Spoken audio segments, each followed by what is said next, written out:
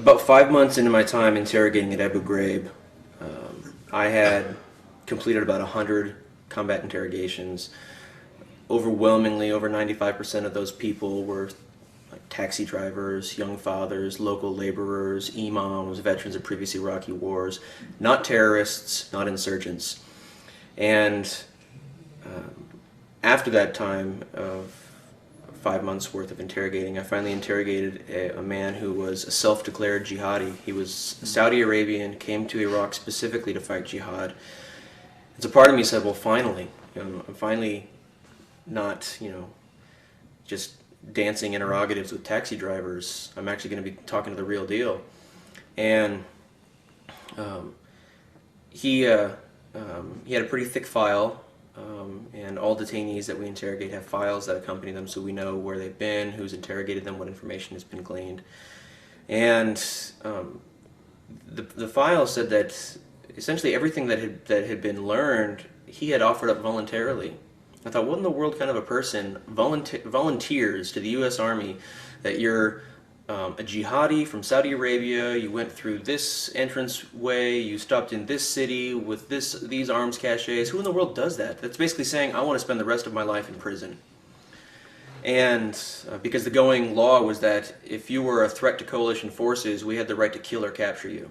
The interrogation begins, and he walks very calmly into the room.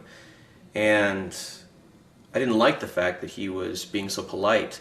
And for an interrogator always has to be the force of authority. And when a person submits to authority, he was submitting to my authority in a very confident kind of way. And I wanted to make sure he did it because he had to, not because he wanted to. So I ordered him to sit in his chair, to keep his feet on the floor, his hands at his side, and his eyes on me at all times. I asked him questions repeatedly, quickly, in order to kind of trip up his train of thought. And this kind of followed suit with most of the emotionally or verbally aggressive interrogations I'd had for those 5 months leading up to it. And the more I did that, the more he just kind of rolled with the punches. And I actually got pretty tired of trying to trip him up, and so I switched gears a little bit. So I asked him a quick question. And I thought that I was kind of being clever by asking him this. I said, why did you come to Iraq to kill? And he had talked kind of about an almost just war understanding of jihad. And so I didn't want to give him the upper hand by talking about his mission. I said, why did you come here to kill? And he flatly looked back at me and he said, why did you come here to kill? I said, I didn't come here to kill. I came here to do my job and to defend the Iraqi people.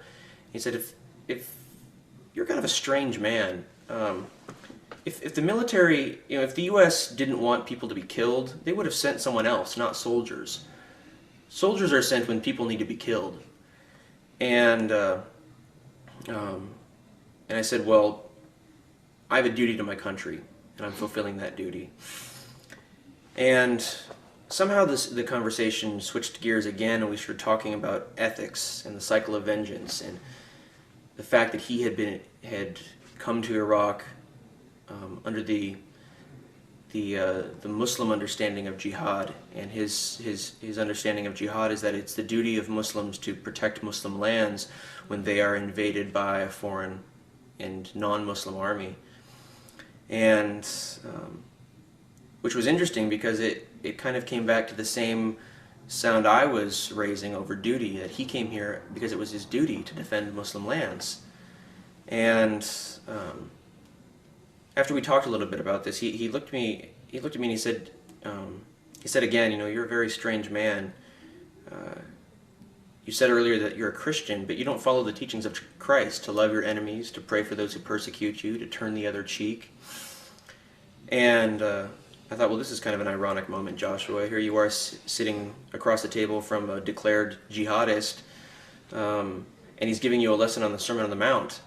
Now, I didn't really take his personal challenge all that incredibly seriously, because previously in the conversation he had told me that he would perhaps kill me if he had the chance. But all of this was an exterior that he put on. If I can elaborate on that, this was a 22-year-old kid from Saudi Arabia who had never fired a gun in his life. He'd been picked up by the coalition 2 weeks after he entered Iraq.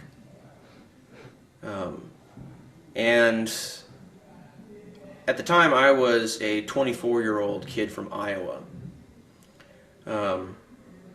I'd never had to fire a weapon in combat. You know, I'd learned how to fire my weapon plenty, but he and I were both idealistic kids, devoted to our people, devoted to our religions, and willing to kill and to sacrifice on this occasion. And yet he was the person who told me to follow the teachings of Jesus. He was the one who told me I had to follow the teachings of the Sermon on the Mount, and I didn't tell him that. And after he told me that I wasn't following the teachings of Jesus, I was completely silent. And I finally said, you know, I think actually you're right. There's something wrong here. Because wouldn't it be great if 10 years from now I'm not a soldier and you're not in prison, and we took a separate path together, both you and I. You know, you live in a system that tells you you're justified to kill me. I live in a system that tells me I'm justified to kill you. What if we were both to put down those weapons and to find a different path? And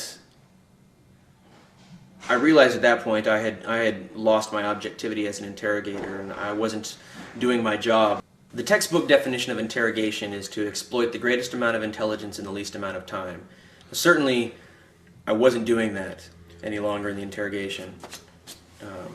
And I realized that what I wanted to do is I wanted to talk to him about the cycle of vengeance, and I wanted to talk to him about religion and what in the world how it was that a brown-eyed, brown-headed Saudi Arabian kid was sitting next to a blonde-headed, blue-eyed Christian kid from Iowa, and we were talking about Islam, Christianity, Jesus, and the cycle of vengeance.